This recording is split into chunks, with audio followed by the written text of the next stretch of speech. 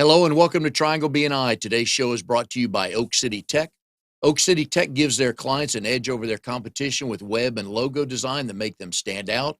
They increase brand awareness and generate leads with SEO and social media presence, and then convert those leads into clients with content creation and email marketing. Founded in 2009 here in Raleigh, Oak City Tech works with businesses and organizations all around the country. So if you need help with your business, please go to oakcitytech.com and tell Drago we said hi. Hi, everybody. My name is Mike Manning, and each week we bring you a small business success story from Triangle BNI. If you are not familiar with BNI, it is Business Networking International, the world's largest networking organization. And here in the Triangle, our little slice of heaven is Raleigh, Durham, and Chapel Hill. About 30 chapters meet each week, almost 600 members, and all we do is help each other grow our business. Today's successful small business story is Mike Davis with Lucid Impact. Mike, glad to have you here today. Thanks. Mike is Lucid Impact, making you shine online every week when he goes to meeting. That is his tagline. And we're going to get into why you help people shine online. Mike is in RD39 Business Connections, meets every Friday morning at 8 o'clock at the Wake Forest Coffee Company upstairs. So if you're a morning person, if you like Fridays, and if you like Wake Forest, please come out to his chapter. They are a lot of fun. All right, so we talk a lot of times in the technology world about every minute it's changing, every 30 seconds it's changing. So I want to talk a little bit about that today on what people need to know. More importantly, what we amateurs think we know and why we should call somebody like you. So basically, in this world of yours, I've learned as a simpleton that if I want to track customers, I got to get to their phone somehow, right? I mean, how important is that? Is everything just focusing on that one day? We'll all just have a chip in our eye and a phone or something, and that's what we'll be doing. Well, the truth of the matter is we're becoming more and more merged with technology. Yeah. If you know who Ray Kurzweil is, but he talks about this in a more formalized way. But yes, the push to, like, I know, keep kids off phones, all this other stuff. It's kind of you're pushing back a really large mountain that's coming down no matter what. The point is to figure out how to use that effectively, and to use the way that people naturally think and blend it in with technology. Because the truth of the matter is, the more things change, the more they stay the same. In other words, there are certain things that while they look fancier on the outside, are still the same thing. I'll give you an example. 100 years ago, you'd go to your local butcher, right? Yep. And the word would get around the neighborhood, that's the guy that you want to go to, because he serves you the best meat and he'll take care of you. If you treat somebody poorly, word gets around, and that's not good for his business. You think about it today, you're getting online on a computer, and you're going to a site. Let's say it's a food site, and if that person treats you well, people get on and do their reviews, and that person gets a good reputation, and people come and they want to buy their food from him. So it's a similar sort of thing, the way humans like to interact, but it's an order of magnitude. Like, it looks more complex. When you get to the simple reality of it, it's still the same thing. When people Google a restaurant, a movie, or somewhere they want to go, what's the data telling you of how many reviews they'll look at, and how much of an impact is that on them making a decision of somewhere they've not gone before? Reviews are huge, because, again, as people, we want to feel like we know and we like and we trust where we're going. It's interesting because most people don't really, I think, understand the power of the reviews on their own websites, right? And it doesn't necessarily mean you need a zillion reviews. The more, the better. But it's a great way to be able to really help a business that you like, right? Because people are looking, and the sites that have reviews are going to get more attention regardless. Like, that's all we look for these days is reviews. So if you've got a site that's literally higher up on a search engine result these days, and you've got the same sort of thing, but it's a couple of places down, and it's got stars after it, right? People are more likely to go click on that because they feel like already they've got some idea of what the business is like, and they're not just trying to, it's not a crapshoot to them. Do we understand search engine optimization enough, and do we have to be on the front page? Well, it's an interesting question because the question is on the front page for what? And I'll give you an example. Okay. Earlier, like, I don't know, this has got to be 12 years ago, when I was really starting to get into the marketing part of this, because I've been involved with this field of internet for 23 years. And at the beginning, I was the guy that I would literally get the parts from the computer store. I would put the parts together, make a machine, hook the machine up to the internet after putting on the operating system. But now, after all this time, it's gotten much more specialized. And when we get to the point now where we're trying to make sense of something so complicated, I think it's better to make it simple. So when we think of things like, I'm going to get you on the front page of Google, that sounds really amazing until you want to ask the question, what, for what? And the story that I wanted to mention here in particular was, I was sitting in a chiropractor's office, and I remember there was literally somebody that came in. He had a fancy slideshow, and he was given all this stuff about all the clients he'd helped. He said, these are all the clients we get on page one, page one, page one. And I sat quietly in the back, and I started looking, and I started taking those terms. And what I do is I cross-reference very, very important things like, is anybody actually looking for that term, right? So I could get you on page one for Mike Manning, probably pretty easily, right? Okay. But how many people are looking for Mike Manning? Not many. Right? So it looks like it's a great thing to be able to offer somebody, but the truth of the matter is, what is it that you need to be found for?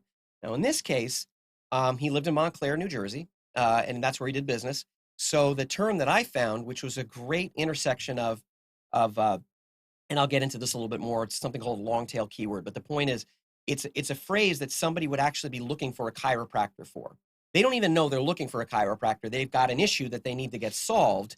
And then that's what the chiropractor can solve. So my biggest term for him was headaches in Montclair.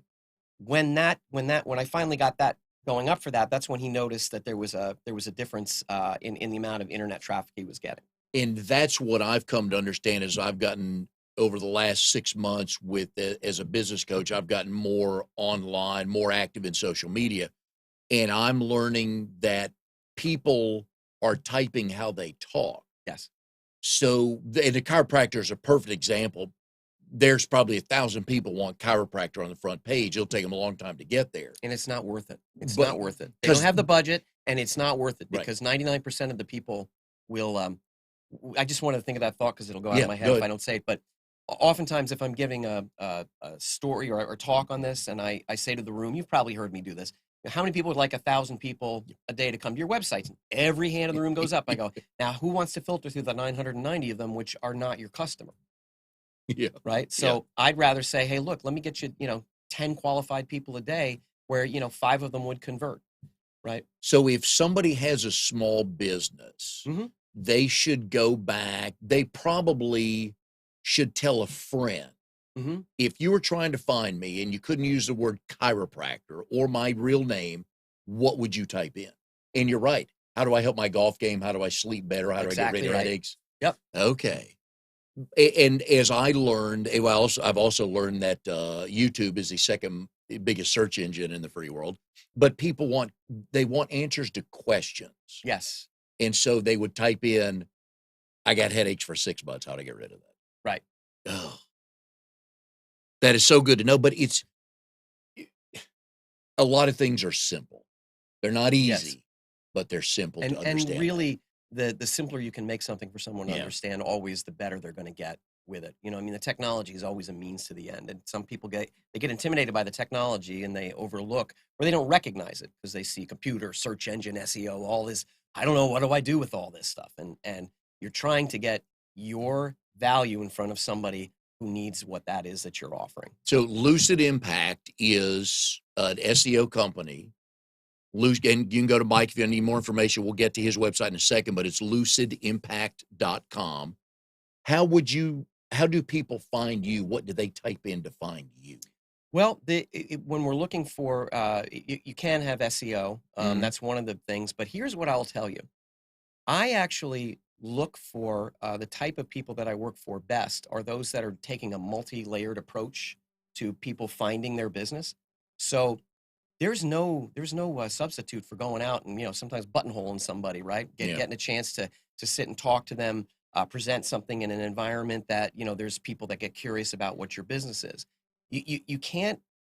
There's this, and I like to say, you were saying technology changes every minute. It's like it's so 5 years ago to say someone's going to type, something in, find your business, go to your business and purchase something from you, Yes. Yep. unless you're selling a particular product, right?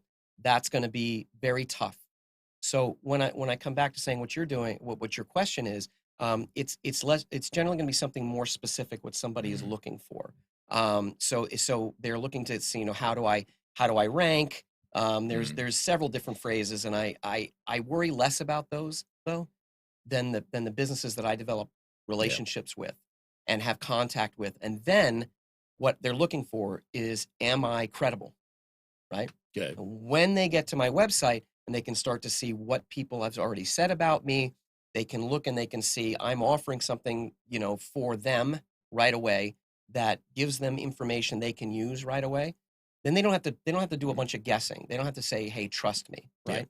So I'm trying to answer your question, but I'm trying to just aim the question a little bit Mhm. more like how the people that are really they're leveraging this the Yeah. best possible way. I mean, there's reasons, like for instance, Drago, who sponsors this, Mhm. he's got a good reputation already. I know that is not even on the internet, and local businesses know who he is, right? And for what I do, he does things that I don't do, and I can Mhm. recommend him for certain things that I wouldn't do, right? So that's still that personal thing. It's just the online, Gotcha. the Yeah. online part is it augments that. And I like that you mentioned earlier with the example of the chiropractor. It's important. One of the key words can be the city you're in. That's right. And I think a lot of people forget about that because you want to narrow it down. Excuse me. If you're living in Greensboro, you would you would kind of want that person to know, oh, my office is in Cary. Maybe. Right. No, But no, right. No, this is but true. and if you live in Cary, well, I don't want to drive to Durham or to Wake Forest. I want to find the grocery store, the whatever in Right. Cary. So I don't think a lot of people think to put the city into the Well, they do, but that's something that's happened again when you're again talking about the technology. And yeah. what I love about this, because really it's I think anybody that's genuinely has a passion for technology and what it can do is they're always refining what they're doing, right? And so one of the things that really came on the scene, and really not that long ago, is the ability for Google to really discern where somebody is asking the question from, right? So Yes. if somebody is in Cary, it's more likely going to be looking for businesses that are in that area, Okay. right? And you can put the city in, but even without the city, it's going to influence what things pop up, right? Because it's a totally different situation if you're doing something that's you can ship nationally, right? Or you can do what you can do Mhm. nationally and you can do locally. And I think that's a good thing, based on the questions you're asking and the answers I'm giving. Really, my focus is on local business or business Yep. within a local area, right? So you can put the city in, and sometimes that's helpful, and sometimes you don't need to do it because Google knows where you're searching Yeah. from. Do you remember your first client? I do. I do. Are they still with you? No, that No. because they just a long time ago. Wow. And how did that relation how did that account come about? How did Well, let me see. Well, that account came about.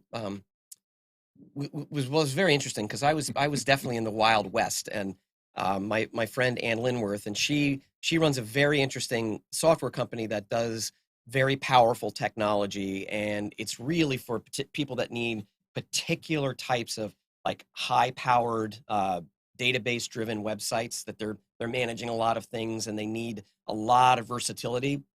It's not for the faint of heart, but her website is href.com, and she and I have been, and that's how long she's been around. Try and get href, which is the tag for linking on a web page. HREF? Yes. Nobody could get that name anymore.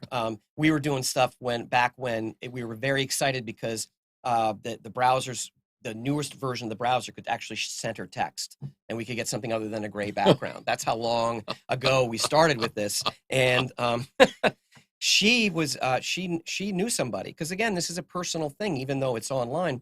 But she knew a guy who was really versatile. Well, let's just say his business plan was very good. He would go to yard sales and he knew records, He knew records really well. Okay. And he'd go find that thing that somebody's selling for a quarter, and he knows darn well that thing's worth $50. And he had an online store in Petaluma, California. And what we started for him was something called vintage.com. Imagine trying to get that name. Oh, my. Vintage.com was a record store.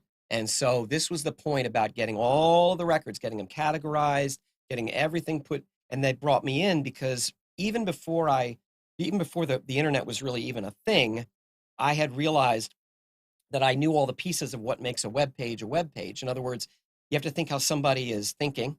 I was a indentured servant. I'm sorry, research assistant for the chair of my communication studies at Sonoma State University, where I was, and we did this term paper for these students on a computer with something called HyperCard, and it was a new idea that you could bounce from one section of this stack, as they called it, without having to go through 1, 2, 3, 4, 5.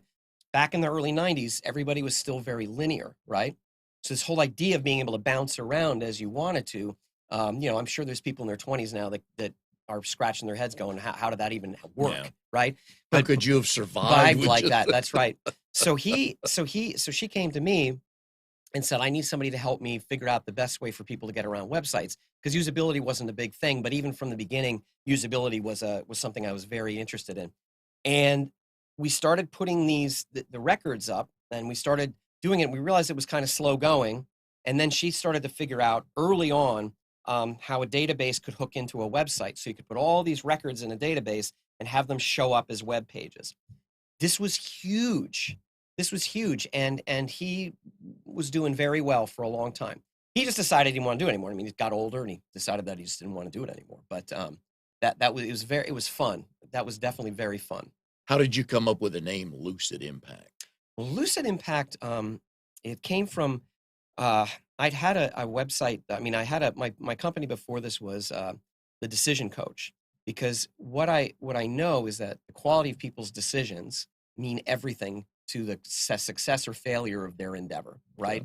Yeah. And so what I realized, though, is the Decision Coach was very good about getting people to think about the quality of their decisions or the decisions, but it was literally one day, it just came to me, and I went, you need clarity, but until you see what that clarity is actually manifested in the world, it's a good idea, right? And when did you so Lucid Impact's been around 13 years, give or take a couple months, right? Yeah. Who's your longest running client? Oh, my longest running client is a very quirky dog trainer out of New Jersey. All right. And his website is Canine Companions, canine-companions.com. Nice. Okay. Or getyourdogtrained.com. There you go. Because that was his thing. And that's how simple it can be, that's right? Exactly right. And I've been, that's been like 14, 15 years, I guess. Wow. And it was funny early on because I said to him, listen, do you want to do a straight up, you pay me for my work? I'll take less and do a percentage. Now, he knew me already, and he said, there's no way I'm giving you a percentage of what you're going to generate. And I thought, well, that's fair enough. And 15 years later, it's really great, because if I come to him now and tell him, look, this is what you need to do, he just goes, what do we need to do? Okay. Right. What has changed in his world as far as online marketing and advertising since you started? Well, at the beginning, it was just all search engines. So he was trying to get people that were, finding him. So we had Dog Training New Jersey, right? Now there's just a whole bunch more because of Facebook and these other social media platforms. He's just a heck of a talker. I can't explain it. He could really sell ice to an Eskimo. He's really good at it. So getting him out there and being able to present to people, his articles are really good. He's got really good content over time. As Google, started getting, there was a period of time where people could figure out ways to kind of fool Google. But at the end of the day, there was a mentor of mine, Ken Giddens, he passed away a few years ago, but he always would ask the question, does it happen in nature? And if it's not, it goes back to the simple idea. If we can't have this conversation, you can't feel it's a genuine conversation, you're gonna disappear, right? Agreed. So for him, he's been able to just do what he usually does. I swear to God, he is like a Labrador, right? But without the tail. But he's like a walking. Almost you can see his tail wag when he gets really happy. He's really that way. And he's really knowledgeable. And we know that. And his dogs that he trains stay trained. And as soon as he was able to get this out on the internet, in bigger scope, it was like the butcher with the good meat, right? Yes. People know that, he has a lifetime guarantee. If your dog goes back to what it was doing before we trained them, we'll come and retrain it for free. Doing it for 40 years. What more could you ask for? I don't know if he can count on two hands the amount of times he's had to go back and retrain a dog. Yeah. You and I have known each other about a couple of years now. Sure. And all the meetings I've been at with Mike, he stands up and again, it's simple, but it's very effective. If you go to lucidimpact.com right now, there's a red box. It used to be a circle, right? I think it's a red box now. You type in your company name, and that will give them all the analytics or enough of the analytics they need. That having been said, that information's wonderful in the right hands, just Sure. like technology. Sure. So we run that report on our companies, and I owe you a one-to-one because I ran that on my company, which is new, and I kind of expected to get what I got. But what are we, if you're a 10 and everybody else is a 3 to a 7, what are we looking for when we see that report about where our company is seen, recognized, all that? Well, again, there's a lot of because the most important thing is to find that business, that audience that your business will resonate with best. Because then you don't, I mean, people go, everybody and anybody is my client. Yeah, I hate that. In person or online. Hate that. It's just like diffusing like the sun. If you magnify it, we throw it through a magnifying glass, then you can light things on fire, right? But if you diffuse it like that, you don't get anywhere. But so when you ask the question is to find out where you are, because you can't get any better until you know where you are, right? And it's like a map. It really is like a map. It's like I often say, if you're in the mall, you are here, right? And the best thing to do is to figure out where you are first, and then figure out what's working, because usually there's something that's working, right? Oftentimes, like there's been more than one business. I'm thinking of one in particular where he's having issues in certain areas, but he's got great reviews, right? So I said, one of the things that's really important is that you've got great reviews. So if I can get those reviews in front of more people, people are going to trust you, right? The point about what I'm doing with that report is also, and this is very important. There's nobody I know that's reputable, that's doing, really doing a good job for people, that have any issues with telling you exactly what they're doing as they're doing it. I don't operate in a black box, as it were. I'm happy to say my clients trust me, and I think for good reason. I've worked hard on my reputation, but my point is always trust but verify. Yeah. So get information in front of you that you can use. Like, for instance, in this initial report, you can see I've got this reputation right now. I've got these reviews. I've got these amount of directories that are helping me be relevant, right? All of these things, and I'll break those down in a couple minutes. But my point is, see where this is, and let's see where you need to come up to get start getting better. Because again, it's you don't. The old saying, how do you eat an elephant? One bite at a time, right? So you, again, break it down, make it simple, because if it's too complicated, you won't do it. A lot of us as small business owners, we spend most of our time standing up saying, here's what I do, hoping customers come to us. But with technology now, we can kind of find out who's using our services. That's right. That's right. There's all kinds of things that track. I think a lot of people have probably, if you haven't, there's a word called analytics, and that can go onto your website. There's also things that, like on the social media, that Facebook puts on what's called a pixel, and this pixel follows you around. If you've ever been to a site, let's say you've looked at a pair of shoes, and suddenly you go, why are those shoes following me everywhere? That's tracking, right?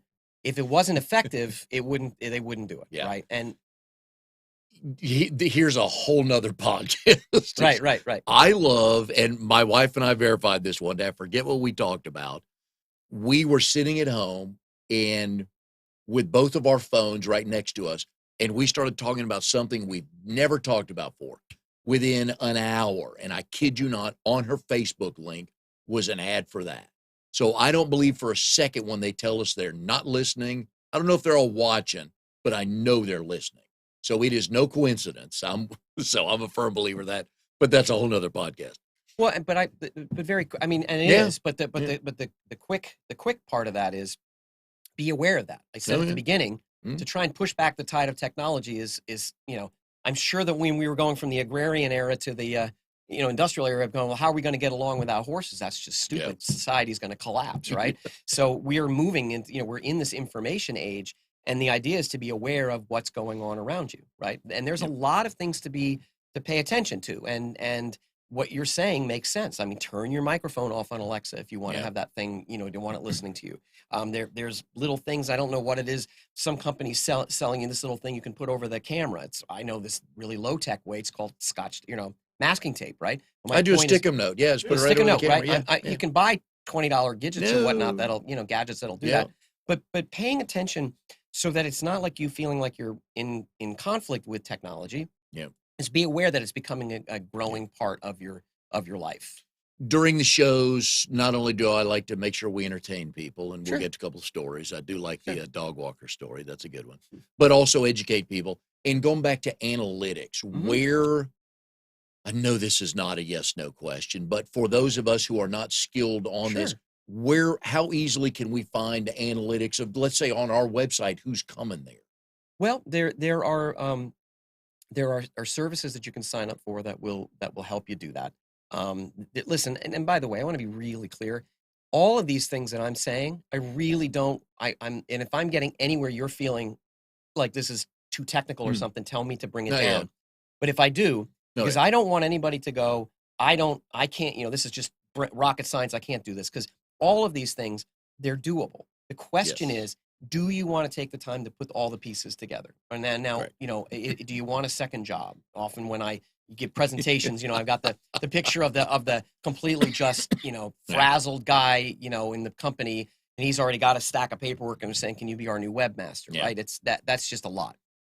So you can get something from Google and it's free, and you can put it on a website, and then you can go inside of your Google account, and then you can go see what these stats are, like how many people are coming, that kind of stuff. In WordPress, there are plugins that can help you see that, but you have to get this particular type of code on your web page, for example, and that'll give you lots of good information. But what I like about it, you alluded to it earlier, it's information, and you really should look at it as part of your marketing plan. Well, yeah. If you're a dog trainer and non-dog owners are coming to your website, you're missing out on some people. Right. So I don't know why they're coming to your website, but those are not your clients. How do I get these dog owners coming to my site? So I love it because it's information, and you're right. And Amnon he'll nod his head over there. He's real nice. He won't say anything about it, but I am not gifted in this, and he knows that.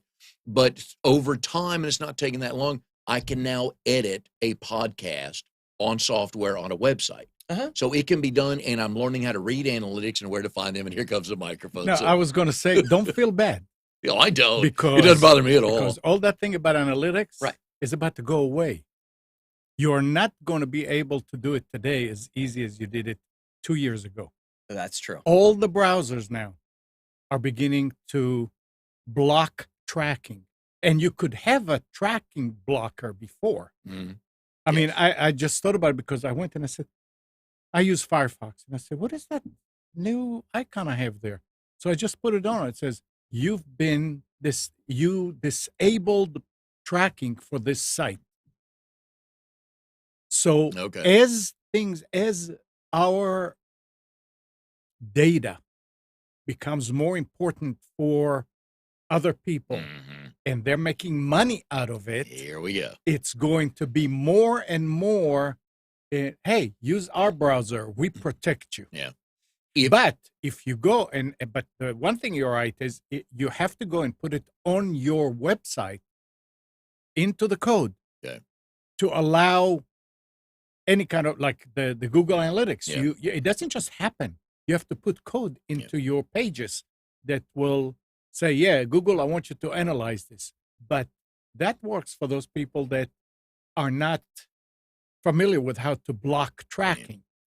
And as the browsers are becoming by default, hey, we're going to block it, then you're expecting people to go in and unblock it. Right. And people are going to say, why am I unblocking it? I'm just giving them information that I should get paid for. So it's tricky.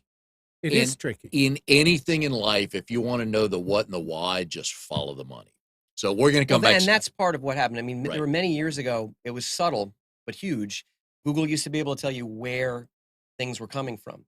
It just kind of fell off. Did it really? Google wanted that for themselves. Oh, yeah. So there are certain things. Yeah. There are certain things that you're going to have to change because it's always cat and mouse. Yeah. It's always cat and mouse. Maybe somebody else is going to figure out because there's just too much money in that data, in that information. Right. So we're gonna come back to all this at the Mike Manning level. Let's kind of make this simple. But I love the insight though, because you're right. It's changing all the time. But people like you understand that. That's why they should call people like you just to get an understanding, get a baseline. Well, for a number of reasons. You know, in general, anybody that I look to for any kind of service, I want to see there's an innate interest and fascination in what they do, and meaning that. And you can't make fascination happen. That's that thing that that spark that like certain things draw you and other things don't.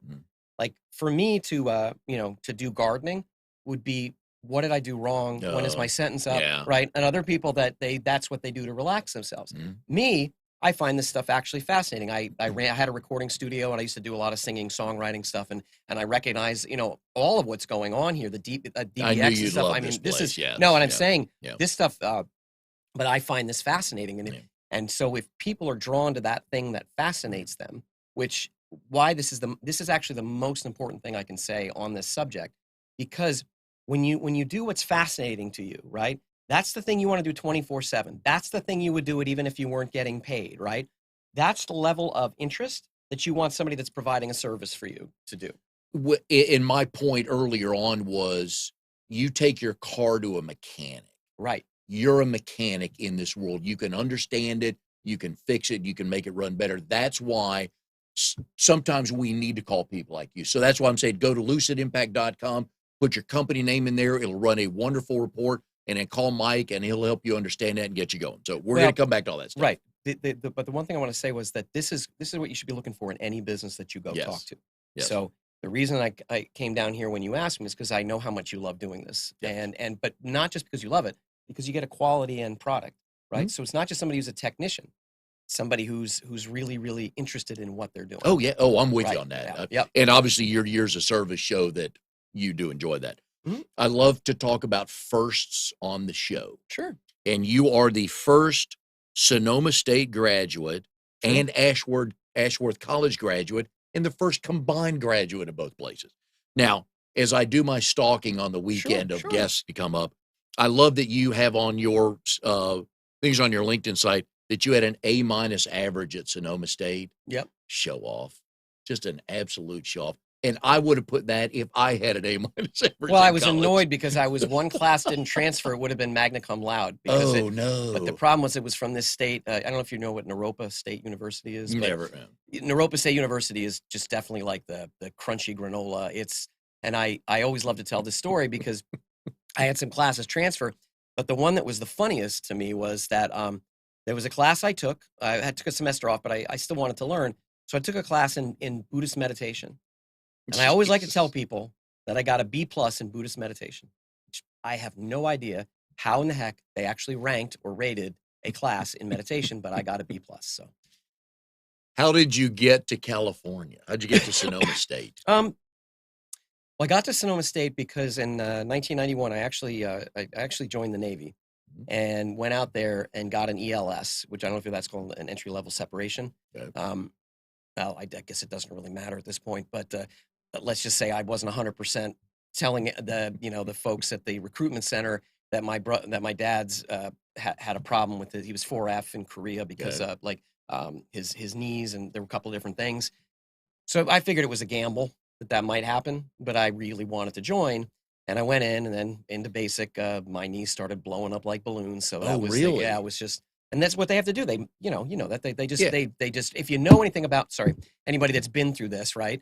They just run you ragged. Yeah. Some of it is they have to figure it out, right? So I got an ELS, and that means I had left after, I don't know, 4 weeks or 5 weeks or something, right? That didn't take long. Yeah, no, it didn't take long, but it was San Diego. It wasn't the worst place. I mean, if you're going to have that happen, I got a friend of mine whose son was, he just finished up in the Midwest in December my No God. thanks. Yeah. But anyway, so I was there, and I was in between school. I was just really kind of figuring stuff out. I'm actually a fan, and I have a daughter, and I figured if one day she decides to take a little time between high school and college, that might not be the worst thing, because it really got me thinking, what is it I want to do? Yeah. Right. So, because I barely graduated from high school, by the way. I actually had a D- in one of the classes because, and the guy there was this thing called the learning community at Princeton High School, but this guy Ralph, we called them by their first names, and they go, Ralph just didn't want to see me anymore. He just had enough. I had no motivation to be there, right? Having the time in high school or just his class? No, in general, I just didn't want to be there anymore, and it was just done. I was bored, but the time in between is what made the huge difference, right? Because going to college, I could focus on what I wanted, right? And so when I got to college, when I got to California, I had an AAS in communication studies, TV and radio. And when I got there, I went up to where I had some friends, and I enrolled at Sonoma State. Yeah. So that's turned out to be very, very serendipitous, because the West Coast is where you want it to be as this technology was coming into its infancy. Gotcha. I was working off a T3 line, two-way T3 up and down. Here we go. And literally there was an ISP that was underneath of us, and they just ran a cable up through their ceiling, our floor, into a router that went into all these boxes. In English, what that means is, well, everybody out here was on dial-up on AOL. We had a ridiculously fast connection to the internet. Your water came out out of the hydrant. That's right out of the hydrant. That's a good way to put it. So most people here were learning, if you turn the tap on, you'll get a little trickle, and I was learning how to, so I had 8 years of it coming right out of the hydrant. This was very helpful in what I was learning, right? So we are here with Mike Davis of Lucid Impact. If you go to lucidimpact.com, you'll learn some more information about what he does. He will make you shine online. Today's show is brought to you by Oak City Tech, where they help you reach your goals with proven technologies for increasing traffic, leads, and sales. Go to oakcitytech.com, get in touch with them. They will certainly be able to help you, and tell Drago we said hi. So as I'm going through your LinkedIn stuff, you got a lot of stuff going on right now. So Sure. So we've got Lucid Impact. Mm-hmm. You're a trainer and facilitator for applied behavioral technologies. Yes. You're a part of Power Growth Partner, driving business growth, and then Safeguard Self-Defense. Right. What came first, and how do you do all this? Well, I would say that by a nose, but the facilitator trainer of applied behavioral technologies. There was, for about 2 years, I ran a program at Bill Davis's place called Discover Your Winning Edge. Yep. And I probably put about close to 80 or 100 small businesses through this program. And the program was focused on that thing you're fascinated by, that thing that makes you come alive, that thing that really, because when people would come to me and they'd say questions like, well, what fascinates you? And they'd go, well, you mean personally or professionally? And I go, by the time we get done with this, you're not going to have a distinction anymore, because it's that thing you can't help but doing. Left to your own devices, that's the thing you will do over and over and over again. That's what you should be focusing on. So I just want to talk all day. I don't care what I'm doing, whether I'm here giving a presentation. So I'm with you. I just want to talk all day. But you also, there's an interchange that you want. That's what really brings you alive. Oh, yeah. I love this. Right. That's my point. If you were sitting there talking alone in a room, you wouldn't have that same experience. It is this interchange. And this is a very unique skill set, because in terms of like particular type of person, in terms of skill set, because some people don't do that. They'd rather have the technology is what gets them, or something else, right? So I spent a long time, it was like 10 years, learning this particular skill set. And I've mapped it over into the work that I do online, because this was a long process for me too as well. But I have a love of technology, and I have a love of connecting people at that visceral, that like, yes, I know it's a fit, right? So I ran businesses through this program, and Rob Zellum, who's in my BNI group, it was very satisfying to see people kind of walk out and the light goes on, and it's a great moment. And I the closest I came, because everybody I had kind of got it, what there was to get in terms of the light going on. It's not about a piece of information. It's that aha. We have that aha, and then that's what will motivate us, because information doesn't motivate us. Ahas do it. I remember it was one guy, and he was so stubborn, but it was literally about 3 minutes before the time had ended up, and that's when it kind of like the light went on for him. Because one of the things about that is when you're operating like this, you things start to kind of, it's almost like the wind shows up at the right time to get the sales going. We've all had that experience of that flow, right? Being that the part of something larger than us that we're kind of feeling carried on, yet we're feeling very directional with it. That's what I look for in any business. Is anybody that comes to me with a business that they love, I search what that is. I call it that sliver of genius. That's that little piece. It's that they don't need to know a whole lot of stuff, but if they know that one little piece about themselves, that's what they want to capitalize on. You just want to do that. Like there was, and I don't remember the guy's name, but there was a Chinese ping pong player, and he was ranked first in the world, and he had the most amazing forehand in the world. Nobody could get past it. And there was an interviewer who was interviewing his coach.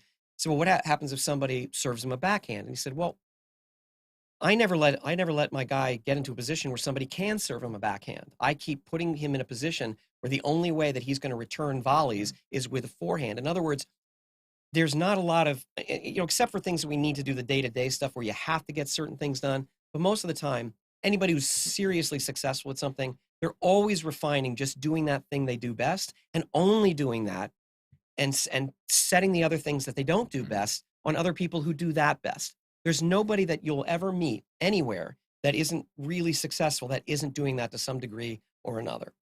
And it's funny you bring that up. There are a number of discussions everybody has. We're all guilty of it. Okay, these are my strengths. Right. These are my weaknesses. I've got to spend a lot of time on making my weaknesses better. It's like, no, outsource it. That's right.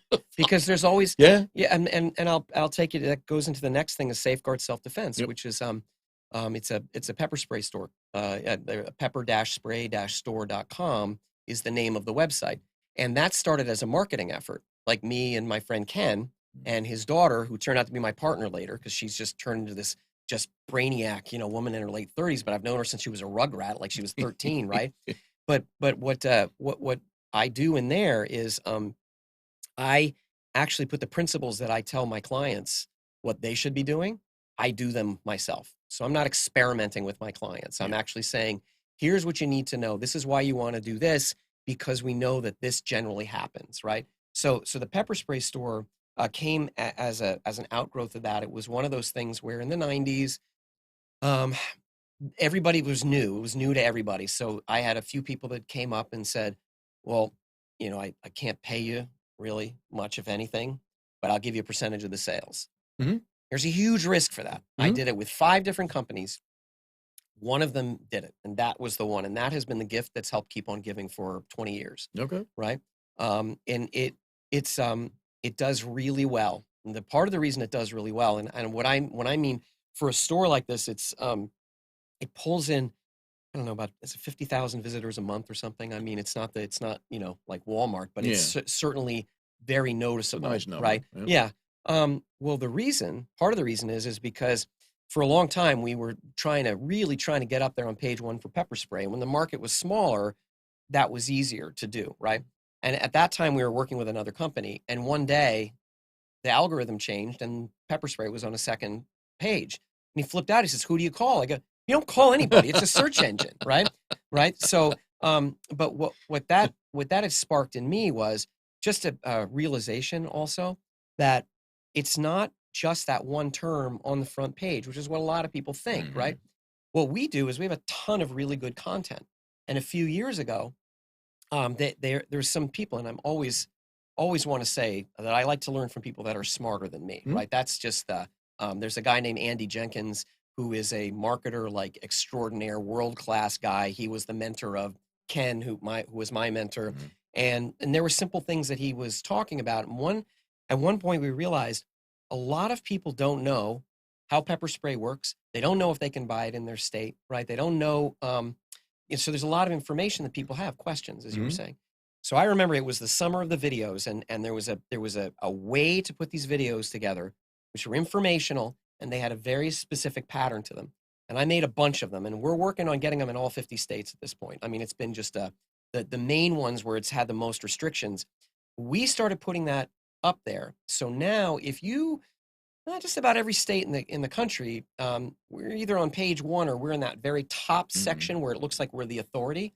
So if you do like New York pepper spray laws or Massachusetts pepper spray laws or North Carolina pepper spray laws, our site is usually the one that's giving the authoritative information because we have the information. My point is, talk to that person with that specific question. The reason I'm mentioning any of this is we get about 1/10 of our traffic on the front page. The rest of it comes in through these little not silos, but they're little different things. They're things that have a relatively small audience, but are asking something very specific. There's another reason that that's important. Because if someone's asking something that specific, it usually means they're further into the buying cycle.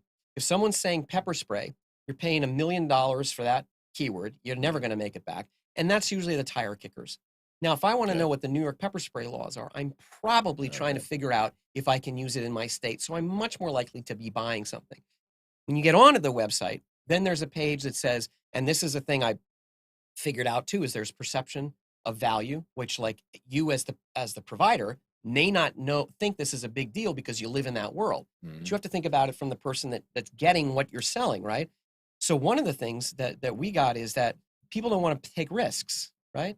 People don't want to take risks. They want to have it safe for them to do it. So I came up with a guaranteed legal thing. So basically it says that if you go to this page, anything you buy on this page is guaranteed legal. If for any reason there's any issue, ship it, we will refund you, no questions asked.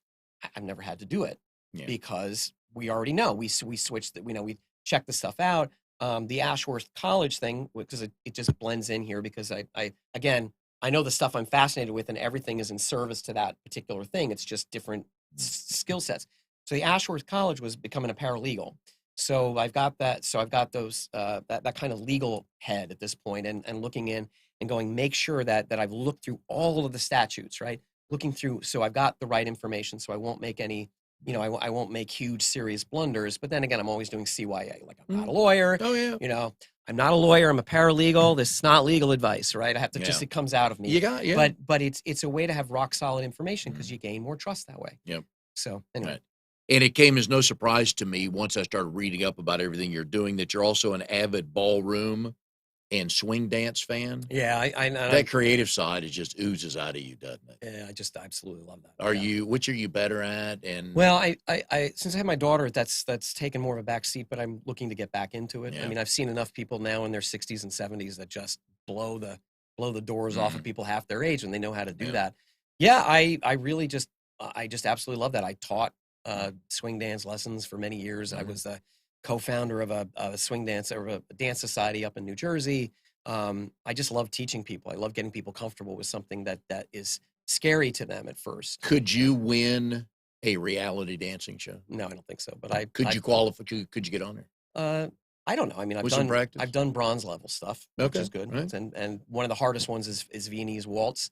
Yes. Viennese waltz, international Viennese waltz, really quick it's really just 3 or 4 steps depending on who you're learning with, right?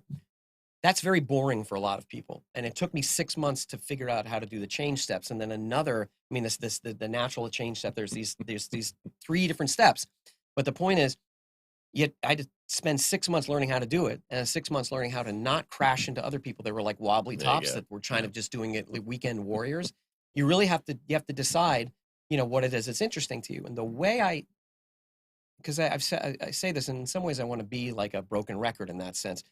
The way I knew I wanted to do this was as I watched the owner of the school do it with a partner, and something in me went, that absolute fascination light turned on, right? And I love the simplicity of it.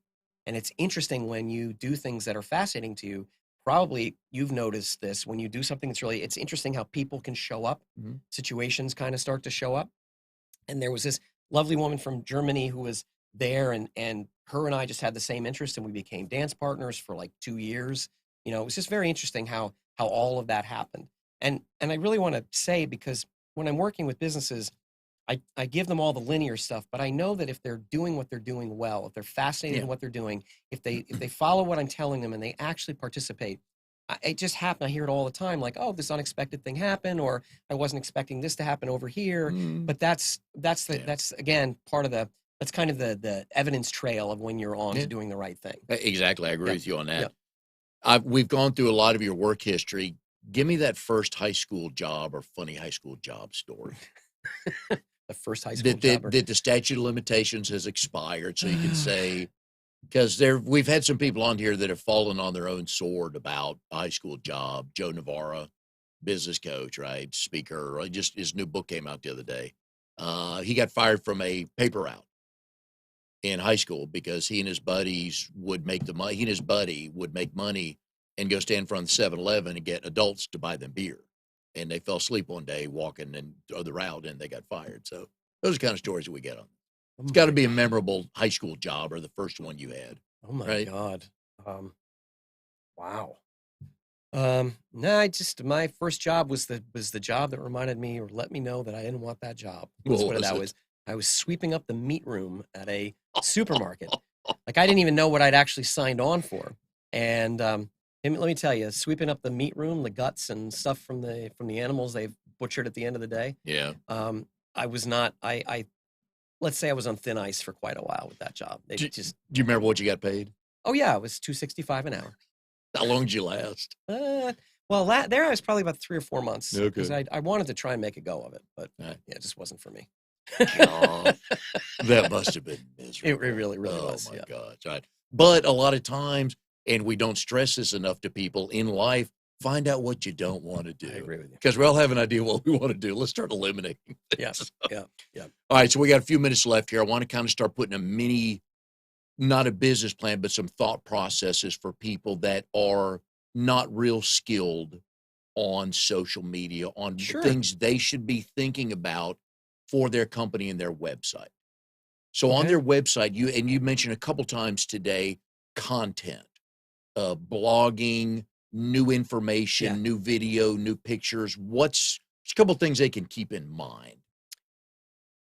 I'm gonna use this phrase that my mentor, gentleman, Dr. Joseph Riggio, who hails out of New Jersey. One of the most spiritual, most like together people I've ever seen. He works with companies that are like huge. One of them is the largest shipping container company in the world. So he works with senior level management. Mhm. I want to make sure you understand what I'm going to say is not for the faint of heart, and it's also not for Birkenstocks and incense in the back room. Okay. Okay. This is meant for like people that are doing 7-figure results. I mean, that's Right. the work that he works with people. But when you're can you ask the question a little differently? I'm trying to. Just some tips for solopreneurs like myself and people that aren't quite making, and they may not be making 6 figures yet. No, right. I The understand that. website, what kind of things can we keep adding to our website as we think of Yeah, okay. SEO and growing Right. it? And Okay. just so every time I go back, I don't see the same post from 2018 in April on your website. Right. Okay. So the main thing, the one trick pony is do what fascinates you. Write about what fascinates you. Write about the things you're very interested in, and do fewer of those than trying to get content out there.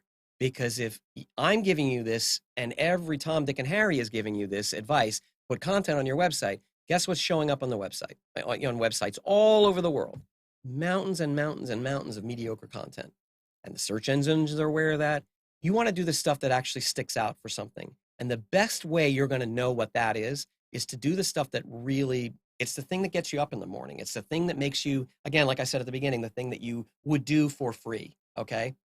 The second thing, and this is a medium, but it's not a silver bullet. Video is really important. Yes. Okay. So we like I paid our dues on the pepper spray store, but when I put a video up, Google usually finds it within minutes. Usually an hour is a long time to wait for it to, and we've done that. We paid our dues for a long time to do that. But video is also one of the most engaging things for people, and you don't need to have $1 million. You don't need to go do, these huge high tech things. I actually got to the point where I recognized people were getting stuck on that. And I just got myself a portable green screen set up. So I just take this thing out, I whip it out, stick it on the back of a chair, and I go talk, right? And then I'll take it home and I'll turn it into something. Because one of the things I also want to do is I want to take the feeling like oh my God, if I had to think about, I'm on a podcast right now and I better not mess it up. And there's all this equipment and That ain't am I happening, giving yeah. enough information? Am I sounding, the whole thing just disappears. So I'm just having a conversation, right? Yep. And that's what I want my clients to have with me. Just have a conversation. I'll take care making sure it fits the medium. So the biggest thing is share what's interesting to you. Share about the value that someone else is going to get from what it is engaging with you is. I mean, that's the second thing. We all love to talk about our businesses, right? We love to talk about what's interesting in our businesses, what's interesting to us in our businesses, but it's of course really, really important to think about what somebody's going to get from that. And I don't mean just a straight whiff them like what's in it for me, but what is it that's going to engage somebody to want to deal with you? And that's where the magic happens. And if you go look, oh my God, there was one guy, he did a form of construction. And I just, because the company's changed and so I want to just, not by name. Because I want to come back to the video. So go ahead with the story. Yeah. But in particular, this guy was very smart and he gave a lot of good technical details. And his website was absolutely not doing anything. We went through, and I actually took him through one of these programs. I remember pushing him and pushing him and pushing him. And he goes like, man, I just want to be, I'm just where the calm happens. Like I'm that guy that puts your hand on your shoulder and say, it's all right. I go, that's all the guy does. His website didn't say any of that. It was just trying to explain stuff. We changed his whole entire website. And there was a very easy to understand tagline in the middle. And when we got it, we started doing analytics. There's things called heat maps. You can see where people are actually visually going on the web page. That thing was white, which means that thing was getting tapped on all the time. It also gave me great information because that wasn't a link. So that was what I turned into a link to go to his list of services. And what I'm learning about video is it does not have to, you don't have to spend $40,000 to make it look like it's going on television.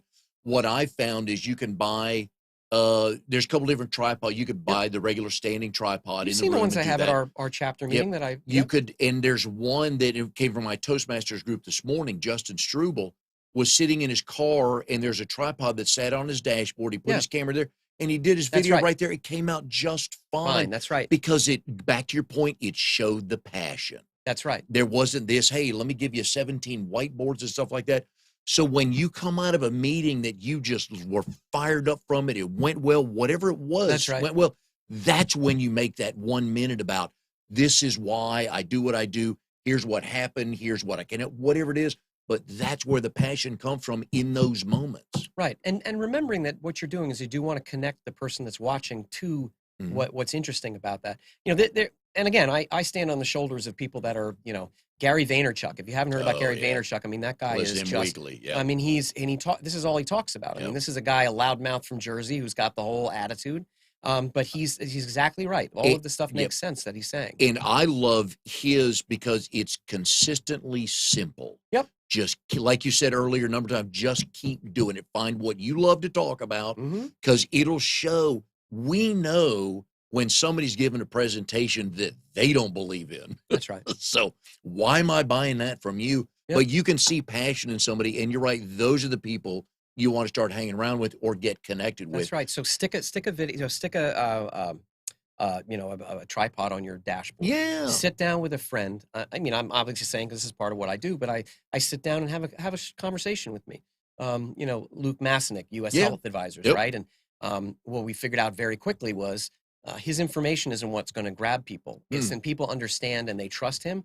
Because when you use the word insurance, right, you just don't, that makes people walk away. But, when you can talk to him for 5 minutes and you realize if you're relatively healthy, he gets you premiums that are way lower than just about anything else out there. And the thing is you get him, right? And when you get him, that's a huge piece of trust. I mean, I've been a client of his for 6 years. But my point is, I talked to him about a video and he kind of did that whole, right? And what I was able to do was literally go to his living room. He was at home, living room. I was able to get the right light on this, put up one of those, green screen things, just ask him some questions for 10 minutes. And then when I was able to come up with, I mean, these are little 2-minute things.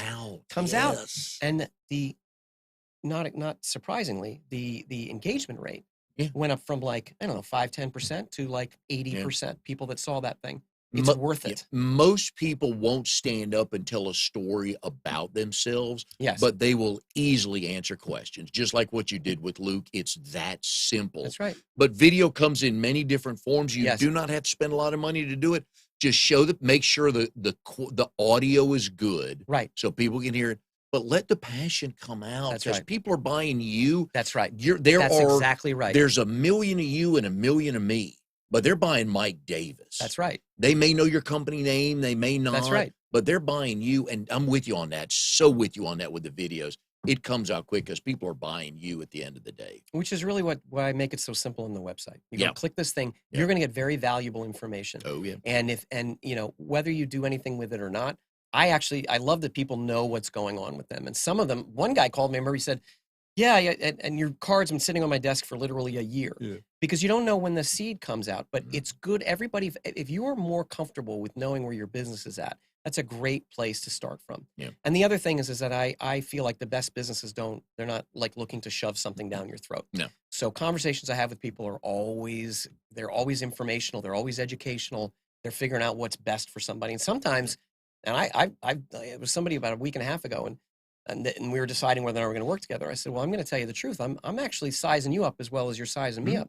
Because if someone isn't participating, if they don't get back to me with things, if they're not willing to, then I can't help them. Or they won't listen to you. Right. I do this for a living. I'm recommending you do this. They go, my brother-in-law Morty says, I don't need to. Right. And like, no. Right. But and so that also for me, it sorts people out. Yeah. But I don't need all of the businesses in the area. What did I just say at the beginning? I don't need all the businesses in the area. Just like every business here doesn't need every single person in the area. Can't because if you do the ones that really connect well with you, they're going to be raving fans about you anyway. And it's about the relationships, people. If I've learned anything over the years, it's a relationship because they're buying you. We recommend you go to lucidimpact.com. There's a big old red box on that website. Put your company name in there. It'll run a report for you. Get in touch with Mike. At least he'll help you understand where you are and some recommendations on where you need to work on, what you need to work on. Right. Mike, we appreciate having you on the show today. Good luck as the new year. We are, second week of January. So we hope things are off to a good start for you. Yeah. Appreciate having you on the show. Good luck with everything. And we'll see you next time on Triangle BNI.